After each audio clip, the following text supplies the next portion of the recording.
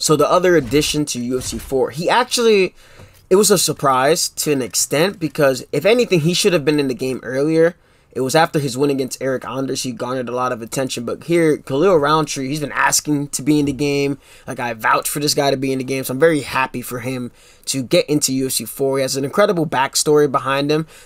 Stand-up wise, great power, great kick power, absolutely destroyed. I think it was Modestas Bukauskas or something like that. Destroyed that dude's leg with an oblique kick. Yeah, Modestas Bukauskas, I think that's what it was. But health stats are alright. Grappling stats aren't exactly too crazy. A lot of 5-star moves of where he's good at. But really, like, his bad thing is going to be the cardio, and it's going to be the recovery. But he's had some pretty solid KOs. I think he's on a 3-fight win streak. Most recently, he had a very controversial decision against Dustin Jacoby. I think it was a kickboxing champion himself, so that was a good win. But before that, TKOs over Carl Robeson and Modestas Bukauskas.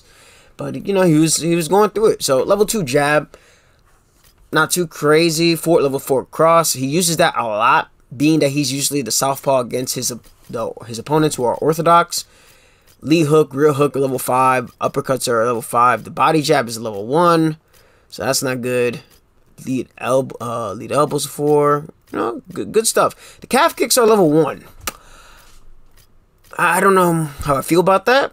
I don't know what happened there, but level 4 body front kick, level 4 body roundhouse, so we're definitely going to be looking to use that. This should be level 5. I just figured out why this is not level 5, and I'm not too happy with that person's decision on that, but that should definitely get changed to 5 in the next installment for this game, because this should be level 5. This should not be level 4.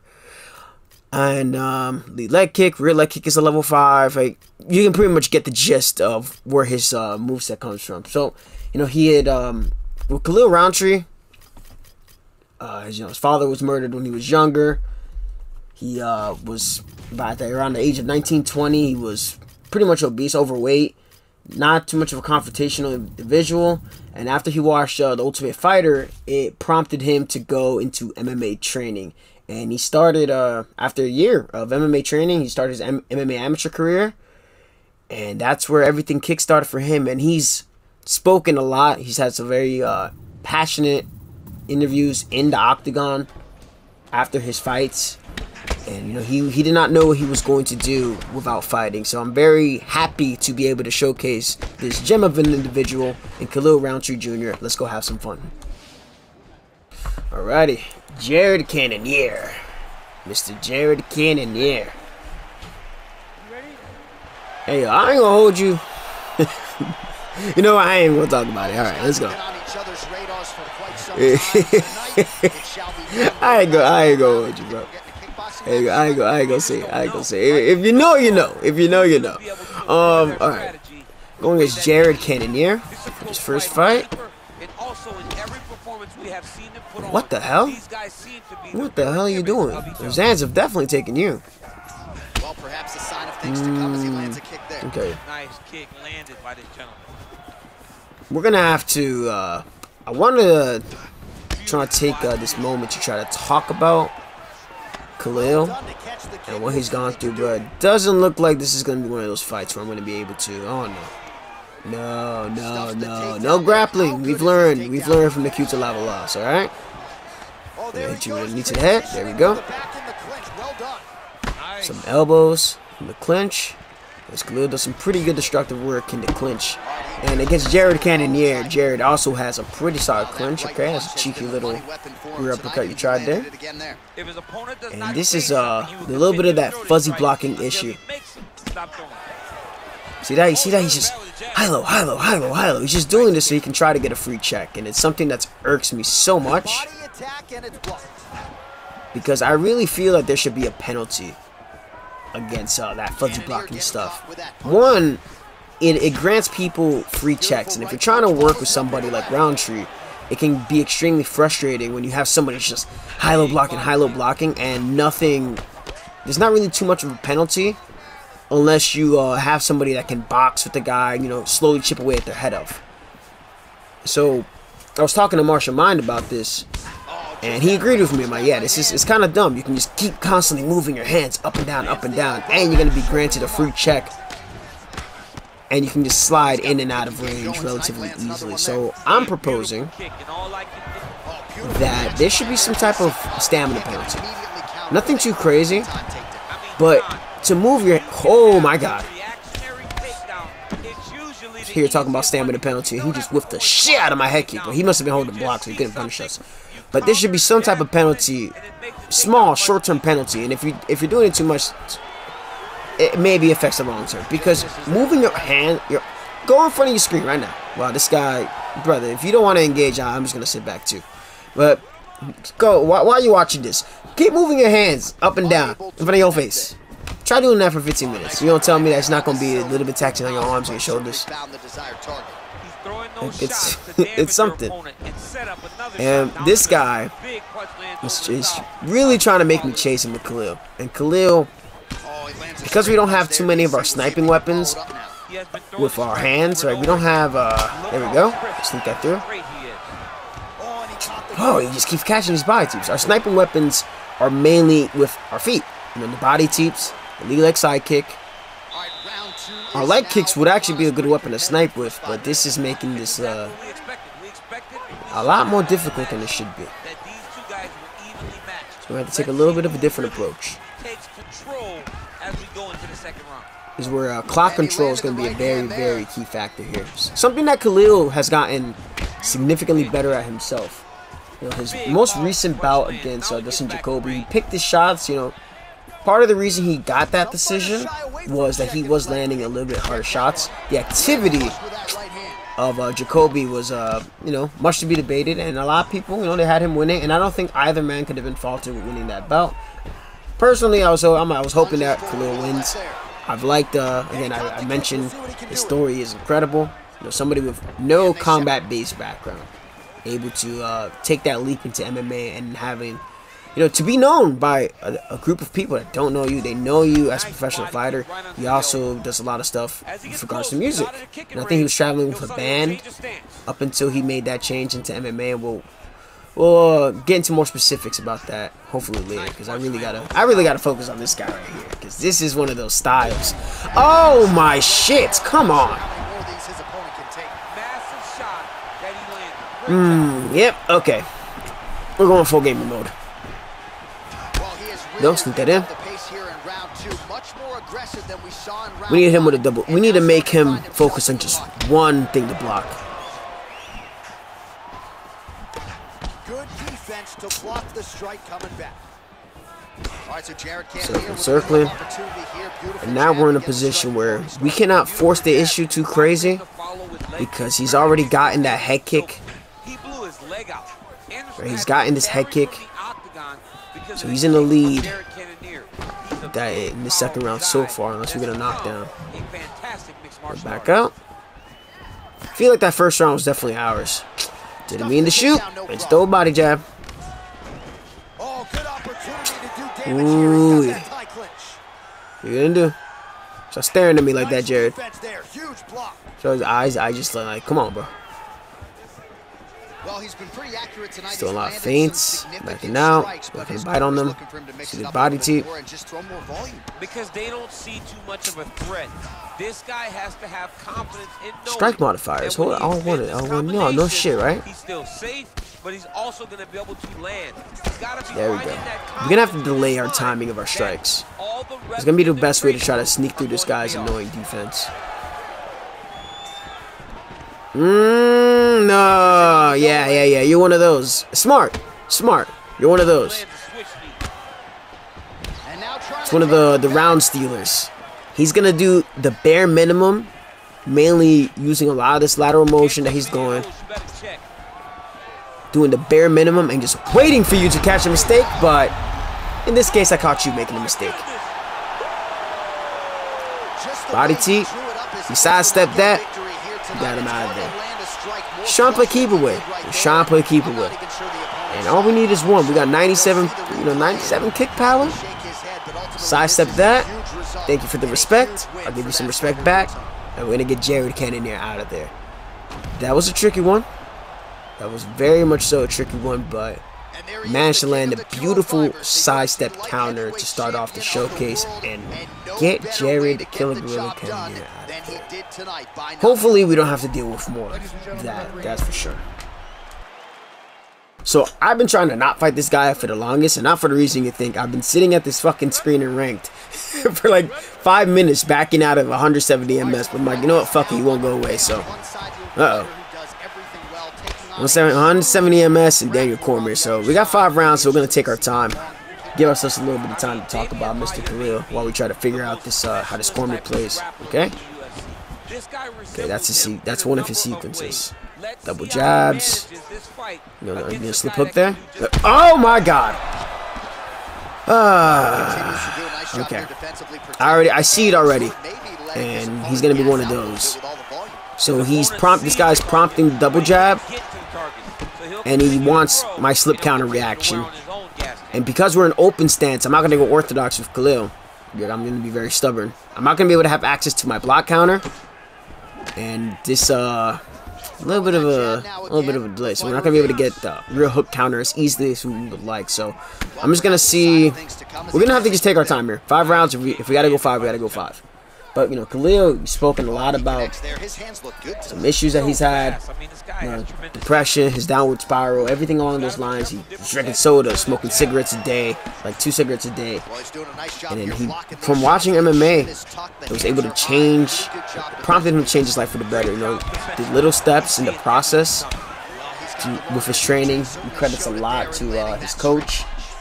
With, I think it was like his Muay Thai instructor. His name was Michael Costa, and he was completely gassed out after his first. Of course, he checks that. Completely gassed out after his first MMA practice. I mean, you would be if you don't have too much of a combat sports background. And the guy had asked him, "Hey, had you done this before?" And he said, "No, this was my first time." And his coach said, "Well, it looks like you have a natural ability and talent. You should come again." And gradually, Khalil was able to, you know, take that shot into MMA, and now we know him for who he is now. I liken him as kind of almost like a silent warrior, like a, you know, he is vicious.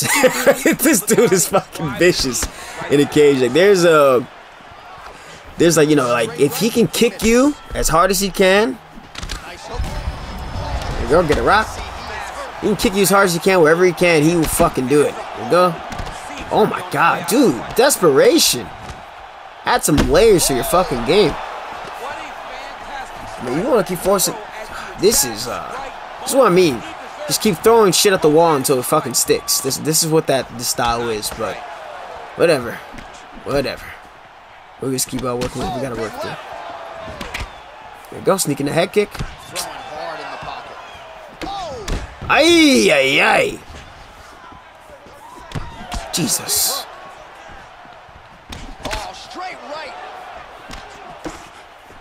This is what I mean. Yeah. This is what I mean. It's all right. We'll find the timing. All right. That's a strong way to end that round. But you know, he's had some up and down lot. His record is about 11. I think it's like 11-5. He's at 1-0 contest. Has some losses to people I don't think he should have lost to. I mean, his grappling inexperience was definitely shown in his bout against Ion Cutelaba. I really thought he could beat that guy of all people. He actually KO'd Gokhan Saki. Obviously, Gokhan Saki got into MMA a little bit too late. There we go. Way out of his prime, but regardless, in consideration to Khalil Rountree, who didn't have a kickboxing background and all that, to be able to KO Gokhan Saki and time a beautiful right-hand counter. Or was that a left-hand counter? It might have been a left-hand counter. Down the pipe. I know it was when Gokhan Saki was throwing a naked rear leg kick, and that's one of the best counters you can throw against an opponent who's throwing naked rear leg kick. So we're going to try to go for the body uppercut counter against this guy's slip hook, because we're not going to be able to time the lead hook appropriately. So we're going to try to work this body uppercut. No, look at that. Look at that. So you can try to work some knees, some bows. Yeah, I think he KO'd Paul Craig. And Paul Craig wasn't title contention. They didn't fight for a title. But you know, like he was like getting there to be top 5, top something. The left hook is finding his mark. Are you gonna keep doing the same thing? You probably are. Hold that body kick. Surprised that his body hasn't staggered as much as it should be, because Cormier's body health is not that high. Although it could be lower in heavyweight than it is in light heavyweight. There goes double jab. We're just gonna ignore it. We're just gonna have to ignore the double jab. We can't try to focus on countering the double jab because he's throwing out that slip hook so much. I want to kick more, so we're gonna keep going to that body. There we go. Yes, let's go. The body teep into the switch kick is a beautiful, beautiful combo in this game. See, he's threatening that too. And Cormier's odd height. That dude's, I don't care what anybody says. That man says like 5. He's like 5'9". Gotta be 5'9". Jesus. Nope. Get out of my face. Get him out. Nope. Nope. Okay. I know that sequence. I'm confident that when you go jab, lead hook, you're gonna throw that cross, and I'm going to counter the shit out of that cross every time you throw it. Deny that. Get some bows in. Yeah, I think I hit this KO against Gokhan Saki was pretty good. Then Eric Anders was that fight. If you guys haven't watched, that was all the way back in 2019. Yeah, I think for UFC 236, and I'm pretty sure that's the same card that I'm pretty sure that's the same card that it was Gastelum versus Adesanya and Dustin Poirier versus Max Holloway. I think it also might have been like the first ESPN card, if I'm not mistaken. So the pay-per-view buys for that was not the best because people were having such a hard time. But that's probably one of the better cards to date because it had so much like just incredible fights. Yeah, I think it was either first ESPN Plus or no. I think it might have been it was like an issue that you needed to have an ESPN Plus subscription, and then that kind of like screwed things up for their login for trying to watch the pay-per-view. I think that's what it was. Cross lands. But I mean, so far Khalil, this is not his idol. This should not be his idol. He has this one of my subscribers effectively called this the holding the broomstick idol, and I can't unsee it now. Oh my God, you are just annoying. You're the type of guy I just get fucking bored playing against. Relax. Sit the fuck down. Hold that fucking Phuket, Thailand elbow. Oh my God. That was a nice KO. That was a nice KO. At least he was able to serve us down on the silver platter. But God damn, bro, there's other tactics to the game, my friend. Well, the slip hook epidemic has claimed another victim, and we had to administer some medicine via Khalil Rountree's beautiful, destructive left elbow. You know, I don't like the penalty.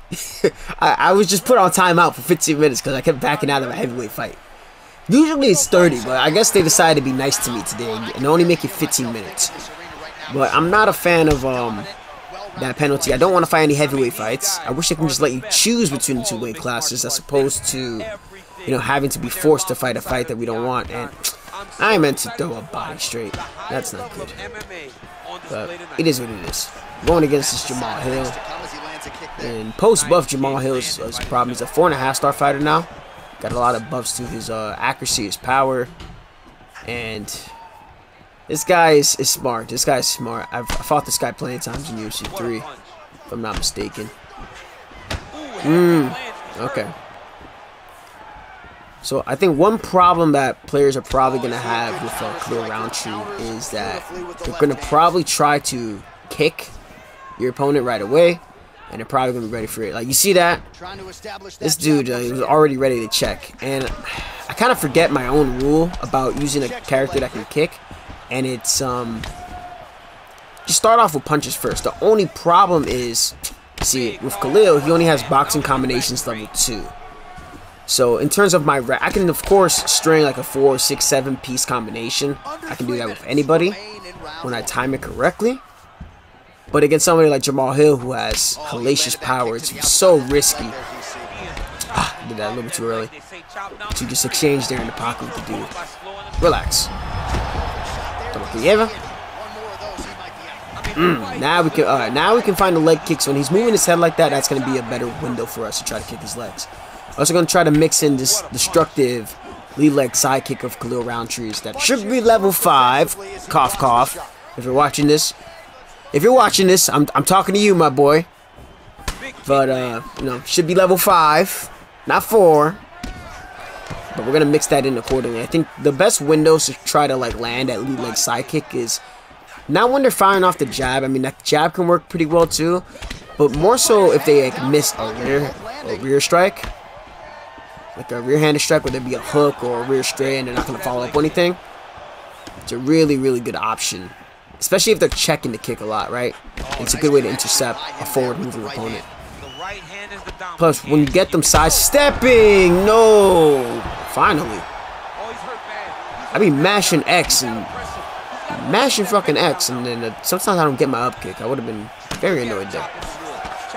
But if your opponent starts to sidestep the lead leg side kick, it opens up the opportunity to land the rear leg kick.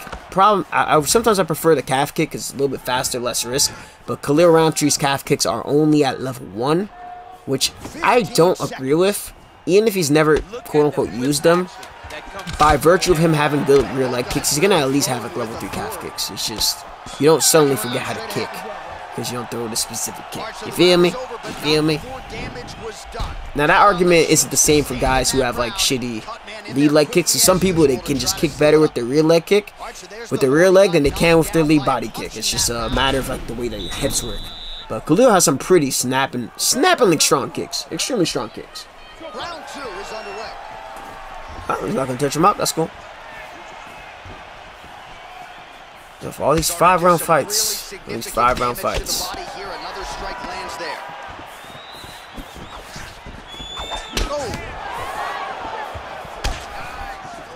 See, he's making a focus toward the lower extremities now, so we're going to keep a mental note of that. A lot of players, like what better players do, like within each round they attack a different body part before they go back to what they initially attacked. We're gonna get a nice little clinch rock there. But he's moving his head a lot when he gets rocked, so we're gonna take those as opportunities to try to attack the legs. We're still gonna try to attack the legs here in open space. There you go. But really smart players, like they'll build enough damage at one area, and they'll let like the mental effect of landing those strikes do the work for them. What I mean by that is, if I've landed like already a fuck ton of leg kicks on you early, you're going to be prompted to start blocking low a lot more. Nice. If you have a lot of, if I've landed a lot of head off on you, right? Aren't you there? Why would you attack the body? Why would you? That lead hook was. There you go. Aha, yeah, this is what I mean. You do enough damage, right, to one spot, they're going to have to ignore the other spot and attend to what is most at risk to getting rocked or getting hurt. And this is what's going on here. We're going to land a nice rear leg kick as he tried to pull his leg back. So we can get the trick, no? We'll try to land his left hook too. His left hook has been doing wonders for us. Helps that's level 5. There we go, catch another kick. So we go for a trip right away. Perfect. Hook, hook, hook. Head kick. Yeah, we got our flow. We got a nice flow. The only dilemma with Khalil, he has out the gates, so his cardio in rounds 1 and 2 is 90. But after that, it takes a huge dip, and it's like 87. Oh, bro, the shoulder.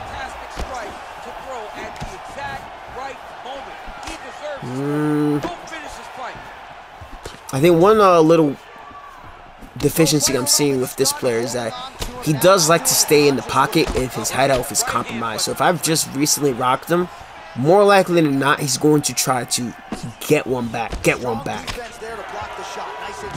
You see that? Like, he got stung there, and he's gonna stay there. Now that's not to say that's not a solution. Sometimes whoever you're fighting, that's what it calls for. That you're gonna have to take that chance. Nice body kick. But you gotta play careful. Careful. I was hoping he'd slip. Right there, I gotta be careful. He is the better He has better health stats than I do, so I can't be exchanging with Jamal Hill for too long.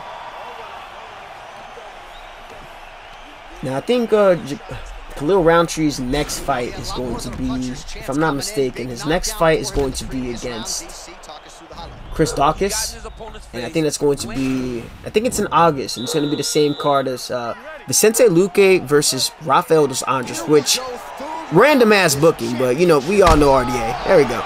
You want to touch my glove. Uh-oh. He's rocked. He's still rocked. Still rocked. Still rocked. You know, RDA don't back down for nobody. But, yeah. This is what I mean. I want y'all... Should I do a video? It'll probably be only like 5 to 6, 7 minutes. But I should probably do a video. Or can even be less than that. Like, explaining the rock states. The different animations for being rocked. And... there's a certain portion where the head health is not recovering while you're rocked. For some rock states, your head health is recovering, but there's certain ones where it's not. And that's usually the best time to press the issue. Doesn't matter who you're fighting against, your head health is going to be extremely low. Oh my gosh. I'm surprised we didn't get knocked down there. It's probably because we did all that leg damage. There we go. Overextended. See, right there. His head off is shit. His head off is shit. I knew it. I knew it. I knew it.